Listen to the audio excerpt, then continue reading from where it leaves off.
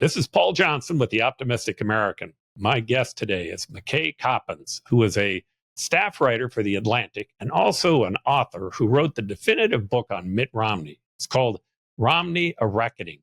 We talk about a variety of different subjects today, including the transition in the Republican Party from the Romney-type candidates to the Trump-type candidates. We talk about Donald Trump as well as Mitt Romney, the changing Republican Party, but we also talk about religion. Now, McKay is a writer, and he's unique in that he comes from a religious background.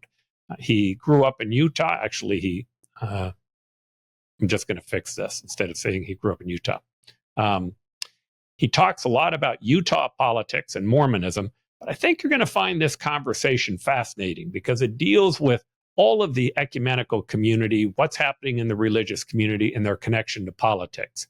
Now, I'm just an ordinary, optimistic American who still believes that the United States is a great cause for good. If you like what it is that we're talking about here, press that subscribe button and let's get this show going.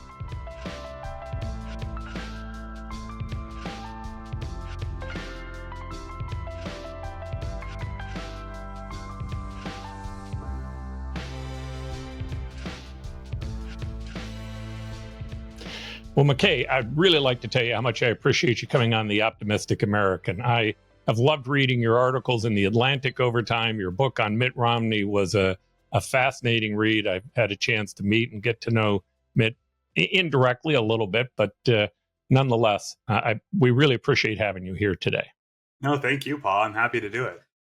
All right, so here's what I'd like to do. What I find to be really fascinating about a thread that exists in all of your articles and in your book is how religion and politics tie together, the connection that exists between them. And even when you're not trying, you can kind of see that it kind of oozes into it.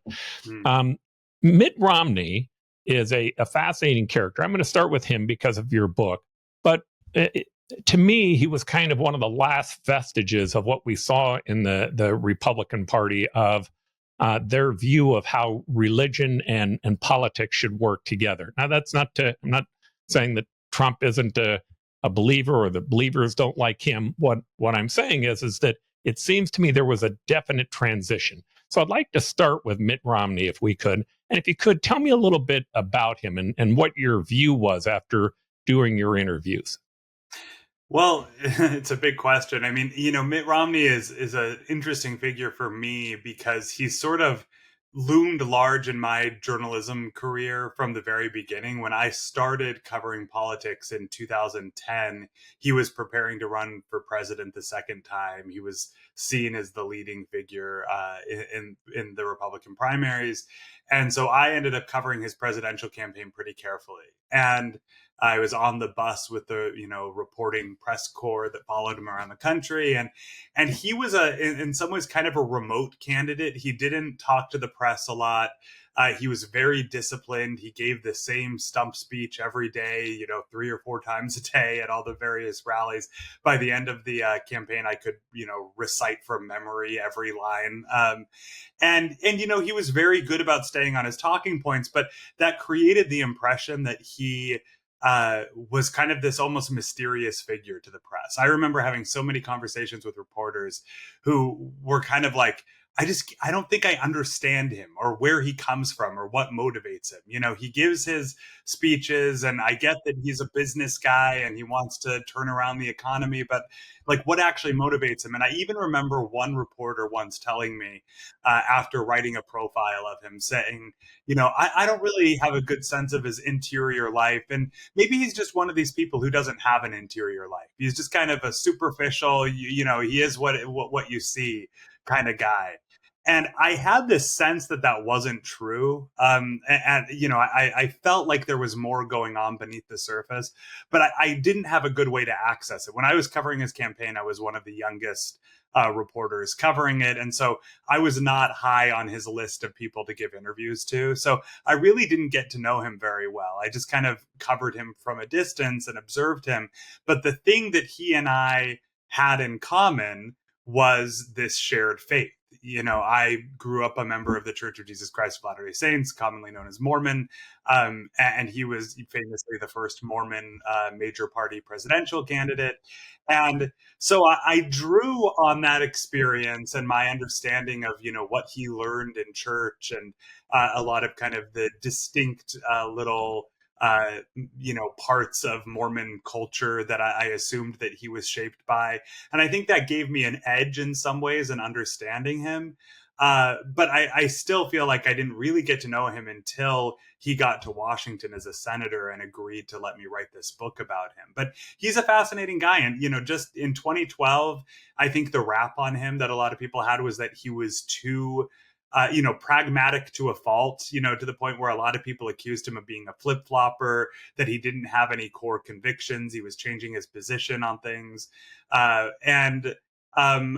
think that in this last few years of his political career, he has emerged as, I think you can be pretty convincingly argued, one of the more courageous, political figures of his time. He's basically turned himself into a pariah in the Republican Party by standing up to Trump and doing what he thinks is right. And so that transformation over the course of my career as a journalist, following him, from seeing him be the standard bearer of his party, who was kind of accused of being overly cautious and calculating, to now being a pariah in his party, who is admired by a lot of people, though not necessarily a lot of conservatives, for being, pretty principled, even to the point where it's kind of ended his political career. I thought that was fascinating. And that's what I wrote about in my book. And I think also, there are a lot of interesting insights into our political moment in his story as well. What role do you think that Mormonism played in his view of morality and how he saw it being important from a moral standpoint to stand up to Trump? Do you think that came from a religious background, a religious undertones, or do you think that it came more from maybe what he saw as being his patriotic duty? Or were they connected? I think they were connected. I think it came from a variety of things. I think, like anyone, his motivations are complicated. I write a lot about his father, who was a liberal Republican governor in Michigan, and kind of saw his own political career implode as he faced off against the Goldwater conservatives who were taking over the party. So, part of it is drawing on that legacy. Part of it definitely was his own patriotism, but I think he sees his patriotism and his principles as intertwined with his faith. Something that he said to me early on in my experience interviewing him that I thought was interesting was that, he said, growing up Mormon outside of Utah, you get used to being different in ways that are important to you. He grew up in Michigan and had very few, Latter-day Saint friends. None of the people who went to high school with him were of his faith. And so, he was always the kid with his buddies who wasn't drinking, right? He was the one who went to the weird church on Sunday that none of his friends went to. And he said he found that embracing those differences and being willing to do things that are that might put you on the outside, but that you think are important nonetheless, that prepared him for this kind of lonely political moment that he's in. I also think, you spend enough time in Mormon scripture, and I think this is true of a lot of Christian denominations and really a lot of faiths in general. There is a very strong undercurrent, or not even an undercurrent, a really strong kind of theological theme that runs throughout Mormon teachings, that you will sometimes have to be persecuted for your beliefs, right? You will sometimes have to do what you think is right, even when it's unpopular, even when you have to sacrifice important things to you. And so I think that motivated him as well. His willingness and ability to sacrifice his political career in this last chapter of his life, because he wanted to do what was right, I think was shaped in large part by his faith. And it's clear to me that his willingness to do what he did with Trump took courage mainly because he had to bow his back to people in his own party. But help me understand Utah. Sometimes I have a hard time trying to figure out Utah, especially Mormons in Utah.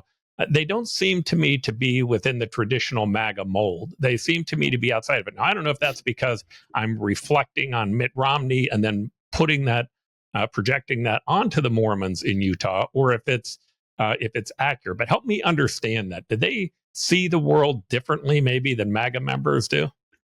Yeah, I mean, there are a lot of data points to back up the idea that Mormons have been kind of uniquely resistant to Trumpism. You just look at the 2016 Republican primaries, for example.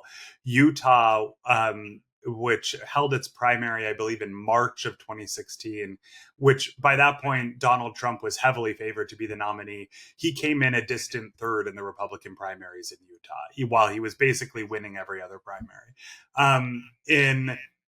In the general election in 2016, Utah actually only went 45% for Trump, I believe. He carried the state, but with a plurality, and a couple of other third-party candidates ended up getting a good swath of the vote as well.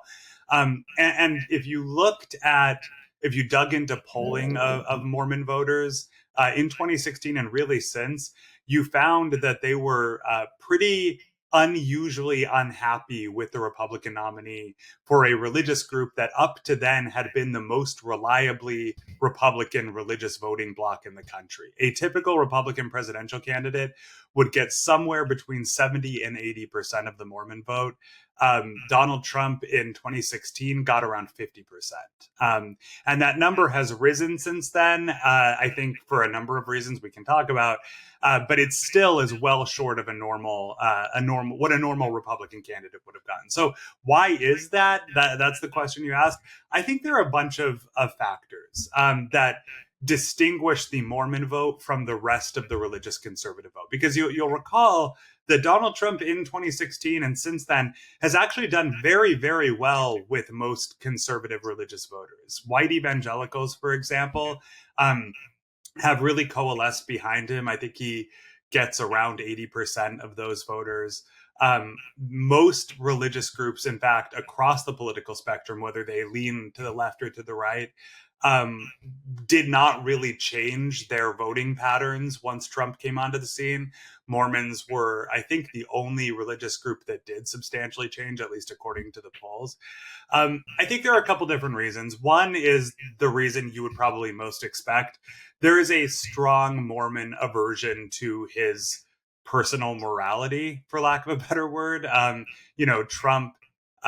Trump's various affairs, his mistresses, his vulgarity, the way he talks about women, the accusations of criminality and dishonesty, all those things that I think a lot of pundits were surprised didn't hurt him more with other religious voters. They did resonate with Mormon voters. That repelled a lot of them. But there are other things too. Immigration is an interesting issue with the Mormon vote. Latter-day Saints, if you look at polls, are actually much more supportive of more immigration to the United States, and generally less kind of judgmental of or angry with even undocumented immigrants than some other elements of the Republican coalition. I think a lot of that has to do with how many Latter-day Saints spend time serving missions abroad outside of the country, especially in Latin America. And then in general, there's kind of a more globalist attitude in the church. For a church that was founded in the United States and that in many ways still is very kind of authentically American, there's a more kind of global worldview that Donald Trump's hard-edged nationalism sort of collides with. And then there's also just the fact that, Mormons on average are, they report higher levels of happiness in their families. They're generally doing a little better income-wise, a little better, they're on average slightly more college educated than the average voter. And I think that all of those things basically make them a less ripe target for the kind of populism that Trump has brought to his career, which is really targeted at Americans who feel disenfranchised and left behind by the ruling class. Now, that's not to say that there aren't Mormons who respond to that. I think we've actually seen in every election cycle, Trump has locked up more and more of that of the Mormon vote, and I think that there are some Latter-day Saints who respond to that. But as a group, they tend to not be quite as receptive to the kind of grievance politics that Trump uses and that play well in other with other parts of the electorate. Yeah, the grievance politics is something that to me is deeply concerning. But it's, you know, what I've begun to recognize is that in both parties, when you start taking a look at the very low turnouts, about 8% of the public votes in a Democratic primary, about 8% of the total public will vote in a Republican primary. And then in 70% of the districts, there is no general election because districts are gerrymandered or stacked to the point where it doesn't happen. Though that's 7%, an overwhelming majority of them on both sides are driven by grievances. And so the whole idea of playing the victim role actually can be very appealing to them because they're driven by that. And the single most important thing to most of them in those two partisan primaries is how much they hate the other side. They really hate the other side. So if you were to look at what is happening amongst the evangelical community, the religious community, the Mormon community, and how at least increasingly they are becoming more tied to Trump. Is part of that because of what they feel has been an abandonment of them in the Democratic Party? Does that play any role in it in your mind? Oh, no question. I mean, the thing about negative partisanship, which is, I think, the kind of phenomenon you're describing, where people are more motivated by hatred of the other party than they are loyalty to their own party. And political scientists will tell you that's actually the strongest force in American politics right now, not even partisanship or tribalism, but kind of opposition to reflexive hatred of the other side. The thing about that is that the other side has to give you things to dislike about them, right? And I think that there's no question that the Democratic Party has become more secular in the last, several election cycles, last few decades, really. I think that you see, especially as it's become more college educated and more affluent, there's more intolerance of people of faith. And, there are obviously caveats to this. The Black church still remains pretty heavily democratic in its politics, while obviously being very religious. But in general, I think the Democratic Party has had a really hard time courting people of faith, especially white people of faith. Also, I will say, at least we'll see what happens in November, but at least in the exit polls, we have seen Republicans making inroads with Latino voters and Black voters this election cycle. And I've seen some pretty persuasive evidence that a lot of that does have to do with Republicans picking off some more religious Latinos and Black voters, right? Where Democrats used to rely on having those people in their tent. I think that their inability to connect with that part of their coalition has left them vulnerable to Republican poaching, for lack of a better word. But yeah, no, I do think that Democrats struggle with this. I hesitate to make this, I don't think this is a big deal, but just in the last few days, there was a prominent progressive journalist who runs a large progressive magazine who on Twitter was complaining about being on a flight to San Francisco where the flight attendant, when they landed, told everyone to have a blessed day. And she was really offended by that and called it an example of creeping Christian nationalism. And, I think that like a lot of people on Twitter, especially people of faith like myself, kind of rolled their eyes at that. I think that like the calling that, being even annoyed by that is silly, and certainly seeing it as something that's dangerous is exceptionally silly. But I think that it's more a symptom of the fact that there are influential parts of the Democratic coalition that are so removed from religious communities and people of faith, that they see any kind of profession of faith in a public space as threatening to them. And when you have a party that has influential people in it that act that way, it's probably not a mystery that you're going to end up driving some people of faith away. Yeah. By the way, I think your point on Hispanics and African Americans is right on point. I think there are two things that are driving, especially Black and Hispanic males, in the Republican direction. Number one, it's entrepreneurship, and number two, it's religion. And the idea of entrepreneurship is there are a lot of people who own their own restaurant or own a small bakery or they own a subcontracting company, and they see regulations and taxations as being a burden to them. There are many people in the Black and Hispanic community, especially men, who see that, and the Democratic message is not one that speaks to them. And then you start talking to groups like the Hispanic priests or the Black Ministerial Alliance or those types of groups. They feel at times like the Democratic Party is persecuting them, even though in many cases they're still very democratic. They're deeply concerned about it. In my own view, like I think my own personal opinion is that evolution and creation are not inconsistent. They're not mutually exclusive. You can't actually have both. I just look at it and say, of course evolution happened.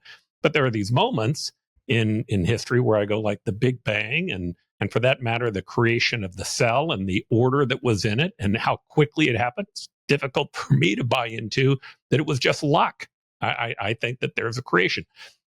But if you say that in some Democratic circles, you'll get eye rolling. They look down upon you. They think that you're not as smart. They tend to diminish you. I enjoy like watching Bill Maher every now and then. But every time he gets on the religious rant, he doesn't just go to the point of saying, hey, we disagree. He likes to talk about how stupid he thinks they are. Yeah. And that point that he does is exemplary of what happens on the left. That's elitism. Now, I don't agree with the Steve Bannon elitism view that everybody who has an education is an elitist and we should try to kick them out. But I do believe that if you act like an elitist, if you look down upon other people who don't view the world as you view it, you are an elitist. You're creating grief for it. So the Democratic Party, that has to be playing a big role in the religious community, from seeing them as being the enemy. That seeing them as the enemy is more important than seeing whether or not Trump is actually their supporter. Do you think that's playing a big role in this? I think so. And I think that what's happened is that Donald Trump, to most people of faith, well, I hesitate to say this, to a lot of his religious supporters, they know that he's not personally a religious person, right? They don't see him as somebody who is a moral exemplar, but they see him as a protector who will shield them from the encroaching secularism and perceived persecution from the left, right? And that's why I think you've seen so many conservative religious people line up behind Trump. They don't want him to be their pastor. They don't want him to teach their kids how to behave in the world, but they think that he'll back them up, right? I actually reported a piece a few years ago about how Donald Trump talks about religious people in private. And, depending on your view of him, you may or may not be surprised to learn that he is often very disparaging of people of faith. He calls, elements of religion a racket, and he thinks a lot of religious leaders are hustlers. When that story was published, it got a lot of attention from people on the left who were kind of pointing at it and saying, see, look, this guy, he doesn't actually like you. He doesn't actually, he's not a real person of faith. And I think the reaction from a lot of religious conservatives was, even if all these stories are true, who cares, right? All I care about is the judges he appoints and the policies he supports as president, and he's on my team. Right. And I think there's a real risk when we start looking at our elected leaders in that way, right? When we say, I don't care what their morality is, I don't care what their personal ethics are, I don't care even what they think of me and my community. All I care about is which team he's on and which team he'll fight for. Because we end up with a lot of bad people in office. And Donald Trump isn't the only one, right? Like it creates an incentive structure where we allow our political leaders to get away with all manner of bad behavior, misdeeds, immoral, unethical actions. And we say, as long as they're on the right team, we won't punish them. And given the way our kind of electoral structure works, you alluded to this earlier, all that matters really are these primaries for the most part, right? For the vast majority of Congress, it's decided in the Republican and Democratic primaries in heavily gerrymandered districts in states where you're not going to have a lot of persuadable voters in the middle decide who wins.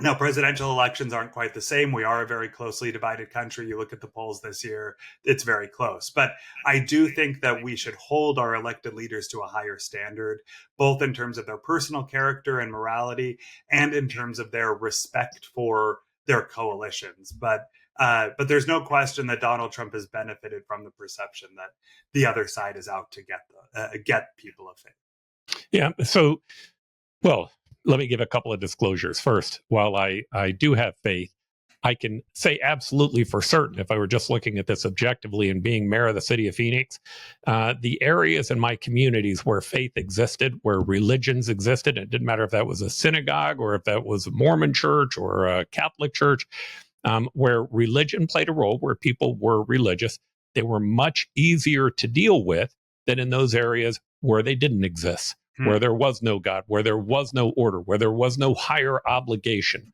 And it's very, very clear when you try to govern those areas, it changes. It's dramatic. Yeah. My concern, though, is that if you look at if you look at what's happening within the religious structure and society, I believe that the separation of church and state, in my opinion, did a lot to make religious structures more powerful in the United States. Now, there are many reasons for that, but one of which is it forced them to be more democratic, right? There was no subsidy being given to them by the state. And so they had to go out and appeal to people. And when you have to go out and appeal to people, changing standards have an effect on religions. It just does. And I don't see that as being a bad thing. I see that as being a good thing because it brings more people in. My concern with what's going on with Trump and the religious structure, my own personal opinion of Trump, while I have challenges with both candidates, but my personal problem with Trump is I want a candidate who has a relationship with the truth and someone whose ego isn't so sensitive that you can say something about his crowd size and he can't manage the rest of the debate. That worries me about what he'll be doing personally. I also think that not having a relationship with the truth is part of the problem that I have with what happened to him on the event on the inauguration. The idea that he is unwilling to admit that maybe he did something wrong on that. I like people who can say, hey, there was an error in this and I played a role in it. But in saying that, my concern with the religious institutions are when they endorse him. It's one thing if you're going to say, hey, I'm going to pray every night that God helps him out. It's another thing if you say, I'm going to pray every night and I hope that God supports him, right? God does what he wants. Yes. To me, there's a difference, right? I look at that and I say, if that's your choice, if you've looked at the two and you've decided that he's the right candidate, okay. But be real careful because there are young people and other people who aren't yet in the circle. They're not yet on the inside. And they watch that and see hypocrisy. They see hypocrisy between the faith and between the morality that you're trying to promote and you supporting a leader who is maybe one of the most obvious immoral leaders that we've ever had in our country's history. You may still decide that between the two, that's the one that you think is the best leader. But I'm concerned that what religion is doing is that they're damaging religion long term for young people who are going to be dismayed by this. I'd love to have your thoughts on that. I totally agree. And this goes back to what I was trying to say about the risks inherent to lining up behind somebody like Donald Trump if you're a faith leader, religious institution. Um, to a certain extent, I can understand looking at the two parties and saying, look, I'm pro-life. I think abortion is sinful. I think religious freedom is absolutely essential, and that I don't believe a lot of Democrats care enough about that issue. And for that reason, I'm going to support the Republicans. I even understand the logic of saying I'm going to hold my nose and voting for Donald Trump. But the problem is that there are so many religious people and religious leaders, especially conservative religious leaders, who are making that calculation without acknowledging or weighing the trade-offs. And there are real trade-offs. And you just got it, I think, maybe the most important one. I think Donald Trump and the widespread religious conservative support for him throughout these last 10 years at this point has been absolutely terrible for religion's credibility, especially for the generation of Americans that came of age or came into political consciousness during the Trump era. I think that a lot of, and I see this anecdotally in my own life talking to younger people, I've seen it in my reporting, I've heard it from older religious people who see how their kids and grandkids are reacting to the Trump era. And what I think a lot of younger Americans see is religious people abandoning all the things that they taught in church and that they said were important to them, character counts, morality matters, things like that, to support and defend a candidate who manifestly does not embody any of those attributes, right? And I think that it really does hurt religious institutions, religious groups in America in the long run. Because I think you're right. I think a lot of Americans see the hypocrisy, and especially younger Americans, and say, well, there clearly isn't anything in these churches for me. Right? That if the things that people are learning in church is leading them to support Donald Trump, I don't want to have anything to do with it. And I also think there's a difference, just to make one other quick distinction, there's also a difference between voting for Donald Trump and spending every day defending him. Right. And I think that this is another thing that's happened on the religious right. I think a lot of elements of the religious right in 2016 sort of said, I'm going to hold my nose and vote for this guy because weighing him versus Hillary Clinton on policy, he's closer to my policy preferences.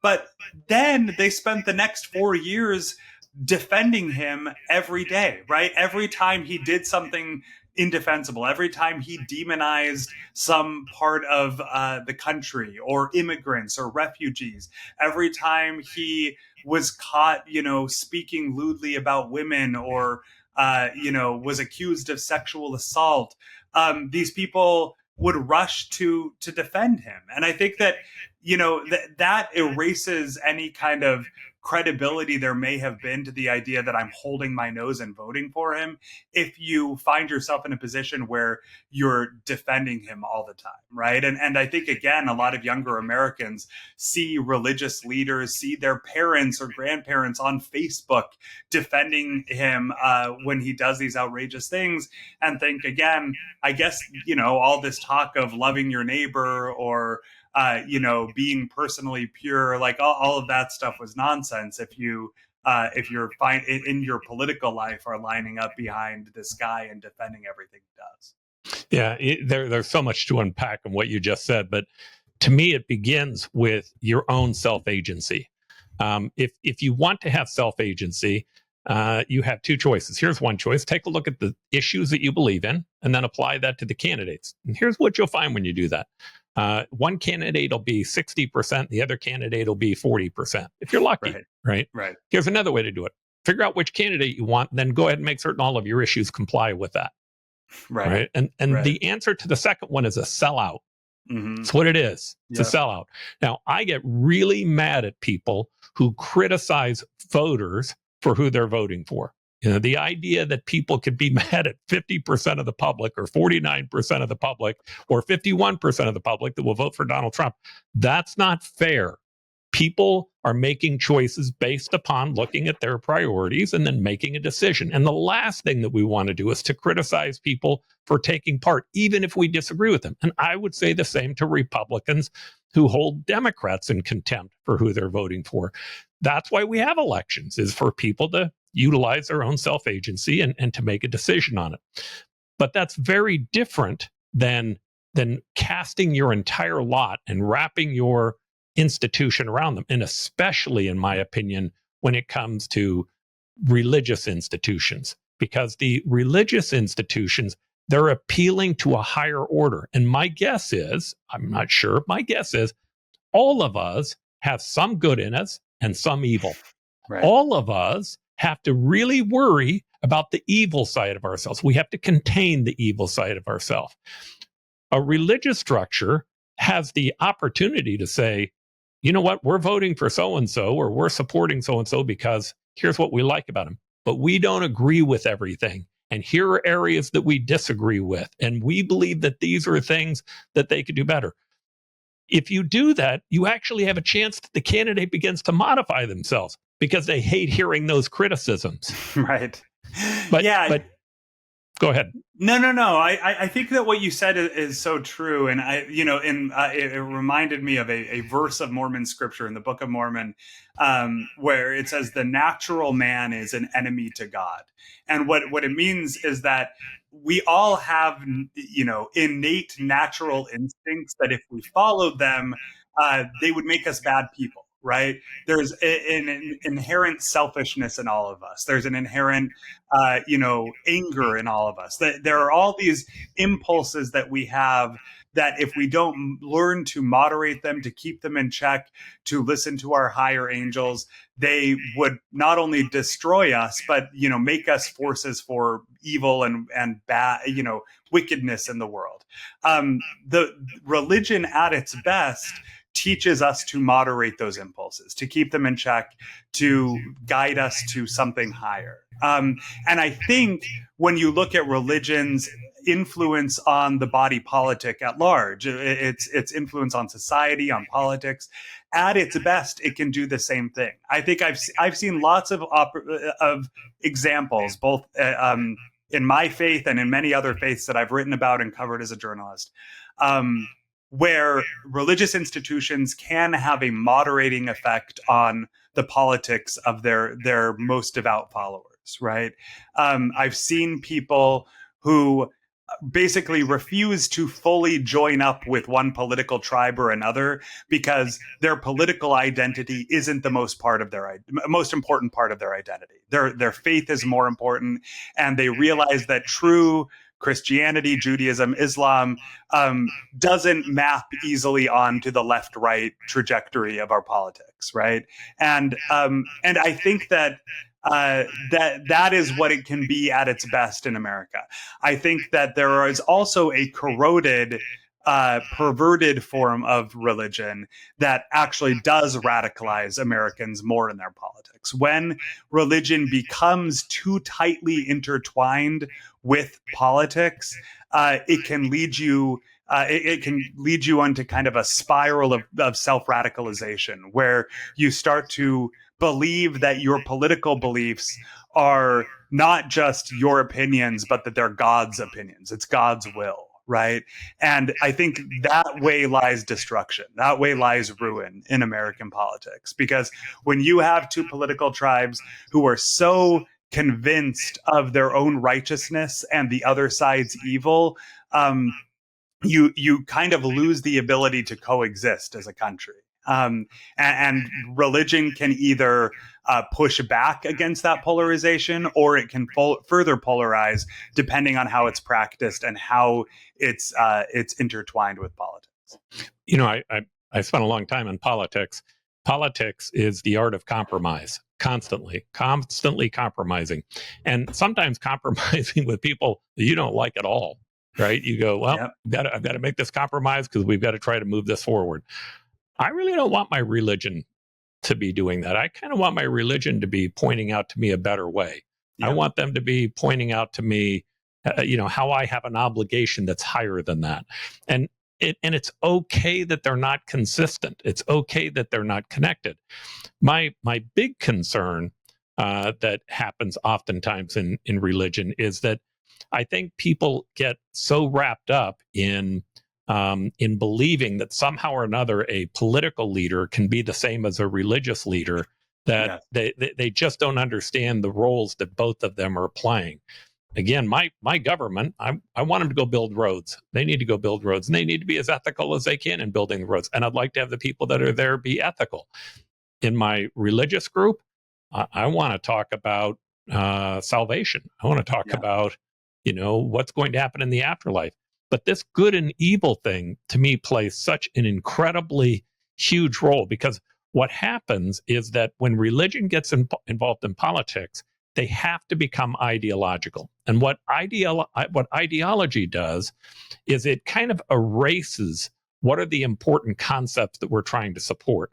You have to go make compromises. And once you make those compromises, your belief has to be the people on the other side, the good and evil that's in me. I'm not evil. I'm on the good side. Because I'm on the good side, evil's over there. It's those people. That's one step before objectifying them. It's one step before seeing them as something lesser than. I think it's important. I'm an independent, but I was a Democratic mayor. I think it's important that we do our very best to recognize that we need to be accountable for ourselves first, and how we're treating other people, and whether or not we're giving them the right to make their choices. Again, I think people who are religious should vote. People who are religious should think about their morality. I become much more concerned about a government and a political party that becomes controlled by a religion, because it's not very long before it's the party that really controls the religion, as opposed to the religion controlling the party. Yeah. I wrote a piece over the summer for The Atlantic about the prayers that are offered at the beginning of Trump rallies. I think a lot of people probably don't know that almost every Trump rally begins with a prayer. They're often offered by conservative pastors that live in the area where he's holding his rallies. And it's usually well before he comes onto the stage. There will be an opening prayer, then there will be a number of speakers, and then Trump comes on. So they don't get very much coverage. If you haven't attended a Trump rally, you might not even know that they happen. But I set out with a researcher to collect as many prayers as we could find video of from this current election cycle. And we found, I think, 58 in the end. And we I wanted to analyze them and see what the big themes were that ran through them. And I actually shared them with a handful of theologians and religious experts to kind of see what they noticed. And one of the big themes that did concern me, and I should say, some of the prayers were pretty normal, what you would expect in kind of any political gathering, that I think it's totally appropriate to pray for our political leaders, right? But what I noticed in a lot of these prayers was that the prayers being offered were not asking that Donald Trump would be guided by God, that he would make righteous and wise decisions for the country. They were taking for granted that he was already God's anointed leader. And they were treating him like he was kind of a prophetic figure from the Bible or something. And they were praying for his victory, right? The baseline assumption was God wants Donald Trump to win. He's anointed Donald Trump as this, very important figure who's meant to lead our country. And therefore, the prayers were, let us be worthy of his leadership. Let America be worthy of his leadership. Help him to win as we know you, God, want him to be. And I think that's a really concerning place to be as a country. If you have, one half of the country who believes that it is God's will that they win, it creates a lot of bad incentives. And, I think that we, as whatever your religious beliefs are, your politics are, you can be the most secular person in America. I don't think you should be alarmed when you read that, that some religious candidate or office holder believes in God, or that their voters believe in God. What should concern you is when they have absolute conviction that God believes in them, right? Because what you don't want is to have some element of the country that has conflated their political opinions with their deep religious faith. We've seen it's not only in America, we've seen this in countries around the world where that can have some very scary consequences. And I think that in general, on the right, it manifests in one way. On the left, I think we've seen a growing number of people replace their religious faith with politics and treat politics like it's a religion. I think in general, this is a dangerous trend that we should be mindful of and try to push against. I think it's a dangerous trend to think that you know God's will. I remember reading Hal Lindsey when I was a very young man in the book, The Late Great Planet Earth. And what I recall was having a group of other friends who had read it as well. And many of them just believed, like, within that decade, he was coming. He was coming to save them. I also remember when he didn't, how some of them lost faith, right? When you tell people you know his will, you have to be very careful about the effect that you're going to have on people who actually buy into it. And then he loses. Well, gosh, that was God's will and he lost. Right. Is there either not a God, or did God want the other person to win? Or maybe is God leaving some of these choices up to us and having us work them out? But the idea that we think we know his will, not what he's told us to do, not how he's told us to act, not the morality that he's tried to get us to live, that we know his will, what he's going to do. To me, that is the epitome of arrogance. Right. I mean, this is actually one of the chief theological dilemmas of Christianity since its inception, right? Like, how and when should we know God's will, and how do you discover God's will? And the way that I always have thought about this as a person of faith, and I think this is taught in my own faith tradition, is that you can spend a lot of time, and you should spend a lot of your life trying to understand God's will for you, right? His will for you as an individual. Where people get into trouble is when they start telling others that they know God's will for them, or that they know God's will for the country, or for these other kind of, big segments of the population, or historical movements. I think that we need to be, as people of faith, very humble about presuming that we know God's will for the rest of the world. What we can know through, studying scripture and prayer and meditation is you can try to understand what God wants you to do and what he wants you to be. And in Christianity, the answer for the most part is all laid out there in the scriptures. He wants you to love your neighbor. He wants you to look for opportunities to serve others, to exercise charity, to be a force for good in the world. And how to do that, how to accomplish that, is something that all of us have to figure out. But once you start to presume that you know who God wants to win a presidential election, or who God wants other people, what God wants other people to do with their money or with their vote, that becomes very dangerous. And I think that it's best for people of faith to not go down that road.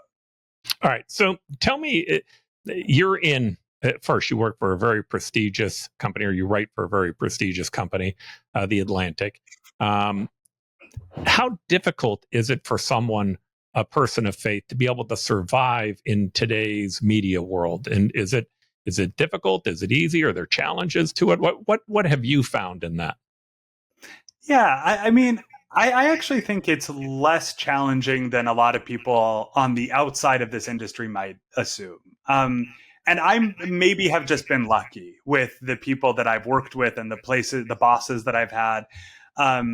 I worked early on in my career for a guy named Ben Smith, who's kind of a serial media entrepreneur. He came from Politico. He started BuzzFeed News. He now is the editor of Semaphore. When I worked for him, I was covering Mitt Romney's campaign, and he really encouraged me to draw from my religious knowledge and experience to help understand Mitt Romney. And it was never in a way that made me feel uncomfortable. He was always really respectful. it was the newsroom that I worked in overwhelmingly secular. Certainly, I had very few people of faith working with me, but for the most part, they were curious about my religion and not judgmental. I now work at the Atlantic, which is, I think, seen as a very prestigious, national magazine. And I've actually found that Jeffrey Goldberg, the editor-in-chief, has really made a lot of efforts to hire writers and editors of faith to treat religion seriously as a subject that we cover. Not to treat it as kind of this weird exotic subculture, which I do think a lot of the national media tends to do, but to take it seriously and to seek out writers of faith who can explain faith to the world, and to interview people of faith and take them seriously as well. There are a number of my colleagues go to church or synagogue. We have a lot of religious people at the Atlantic, and I think I'm really lucky. But I have not found, for the most part, that it's held me back. I think, if anything, it's helped me in my career because there are so few people of faith in national media that it's given me kind of insights that others might not have, and also kind of put me onto stories that other journalists might not be interested in. Do you struggle at all between the issue of your faith and being fair? Yeah, so I'll tell you a quick story to illustrate that. A few years ago, I was asked by Jeff, our editor-in-chief, to write a long feature about Mormonism at its on the 200th anniversary of the kind of founding event of the faith. And I went out and interviewed the president of the church. I interviewed a number of other Latter-day Saints across the political spectrum and around the country. And I was struggling to kind of with how to write it, because, on the one hand, I was approaching this as a journalist, but on the other hand, it seemed kind of ludicrous for me to just pretend that I had no personal experience that would shape the way I saw these issues. Like, it's inevitable that my own membership in this church and background in this faith would shape the way I wrote it. And my editors sort of early on told me, you should just lean into your personal experience. Don't hide it from the reader. Make it part of the story, and use your experience to help explain this faith to non-Mormons, to the rest of the country. And that meant, not having to make a choice between approaching this as an objective reporter and approaching it as a Latter-day Saint. The truth was I could do both. And I didn't steer away from the difficult parts of Mormon history. I didn't steer away from the tensions in the faith today. I wrote about all of that stuff like any reporter would. And I asked the difficult questions of the church leadership when I interviewed them. But I also was able to share with readers the kind of textured, lived experience of being a Latter-day Saint. What is it like to go to church every Sunday? What was it like to be a Mormon missionary, or to grow up as a Mormon teenager in suburban Massachusetts? And I think that being able to share that lived experience with readers, in addition to reporting out the more difficult episodes and tensions within Mormonism, gave me an ability to write something that was unique, right? And I think that's true of any journalist of faith. If anything, I think the hardest part is that there just aren't more of us. There aren't more people of faith in this industry. I think if there were, it would be helpful. Like, I would rather not, when I write something about Mormonism, feel like I'm giving the definitive Mormon take on a subject. I would rather have a bunch of different Mormon writers with different perspectives and different opinions write their versions of a story, right? And I think that's true of any religious faith. I would like to see more, Muslim writers. I would love to see more evangelical writers in national media. I think that there is a lot of opportunity to explore these issues from different, perspectives along the faith spectrum. And I do think that our industry is poorly served by the fact that there just aren't more of us in this industry. Do you find it easier for you in that struggle of trying to be fair to be more critical of the right or the left? And I guess here's what I mean. We've had a pretty long conversation about what I see Trump trying to victimize his base. He's trying to make his base believe that they've been victimized.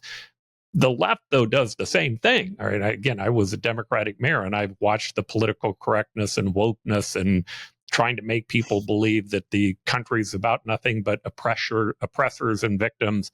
And they try, especially the progressives, tries to victimize their base. Because if they're victimized, all of a sudden they can stand up on top of them and talk and utilize their loss of agency as a means to try to promote their own political will. But Right. do you find it more difficult to be critical of the left because of your faith and because of where you come from, or do you see that your role is to not be critical of either and to try to find a common ground for them? Help me understand that when I'm reading you. Yeah, no, I don't think that I think of my job as being equally critical of both sides. Like I don't really think of my journalism in that way. I think more what I do is I try to find stories or areas of coverage where I can add the most value, whether it's from my own insights and commentary and analysis, or more often from my own reporting. And sometimes that means doing tough stories on the left. Sometimes it means doing tough stories on the right. More often, though, I'm trying to find the nuance and complexity in a story and challenge my readers to see the world in a way that may be a little different than the way they currently see it.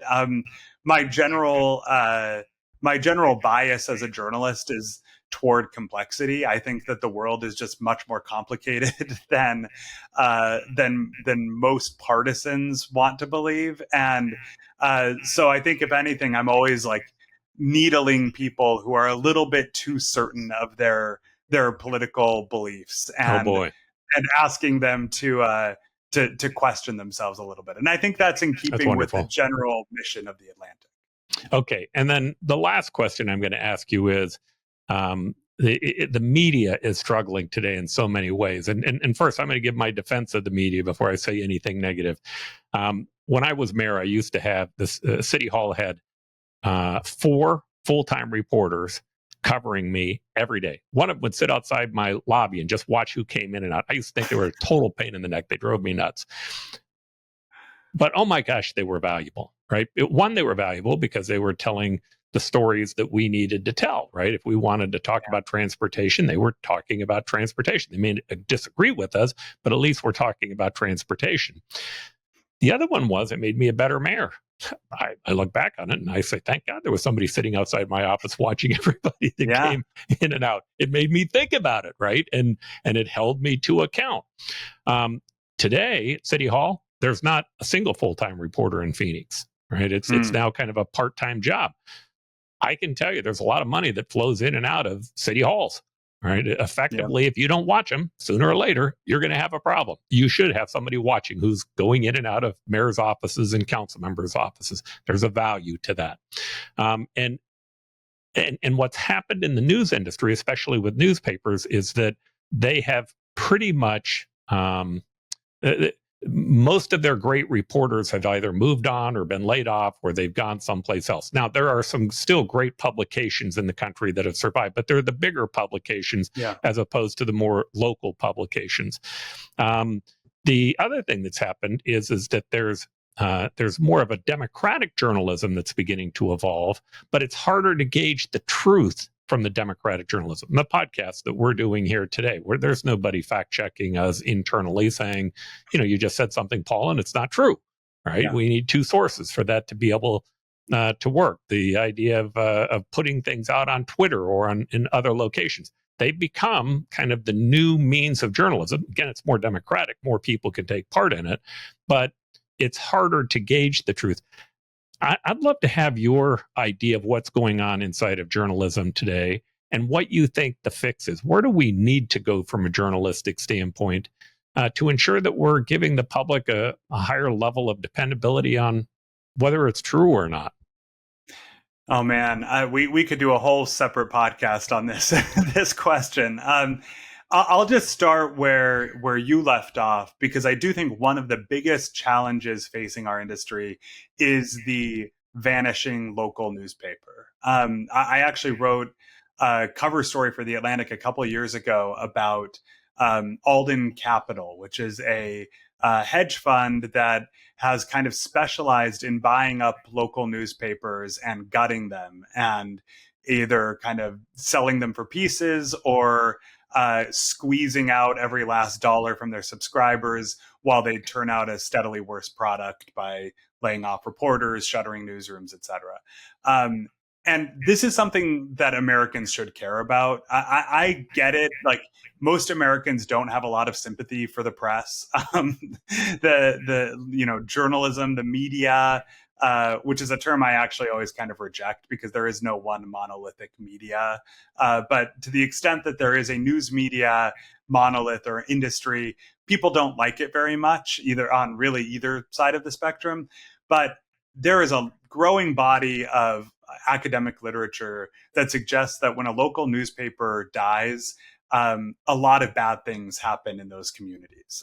Voter turnout plunges, conspiracy theories proliferate, the local budgets, municipal budgets, balloon, and the theory is basically that there's a lot more corruption and bribery and graft going on that's just not being exposed by the local press. I think another problem with local newspapers vanishing is that a larger and larger share of the national news is put out by people who live in a small handful of communities. They live in New York or Washington, D.C., or maybe LA or San Francisco. And they're kind of the news that you're reading is produced by people who seem like they live far away. You don't know them. You don't feel like they have a shared sense of community or values. And so it's easier to distrust it. And so I think if there was one thing that would dramatically improve our information ecosystem and the media landscape, it would be a huge investment in local journalism. And there are a lot of different people who are thinking about this problem and trying to solve it. I actually spoke at a dinner a year or two ago. There was a bunch of, kind of well-heeled donors who are investing in news nonprofits at the local level. And I think you have seen in a lot of these cities that have lost their local newspapers or where their local newspapers have been dramatically diminished, you've seen these nonprofit newsrooms pop up that are doing really good work. And I hope that they're successful. But I think that if nothing else, what we need is a lot more local journalism. And just in general, more news sources. When people ask me, how can what should I read to make sure that I'm getting the unbiased truth instead of, spin or whatever, I kind of tell them there is no one publication you should be reading, except The Atlantic, of course, I have to say. But the truth is you should be reading widely and broadly, right? Reading lots of different outlets across the political spectrum.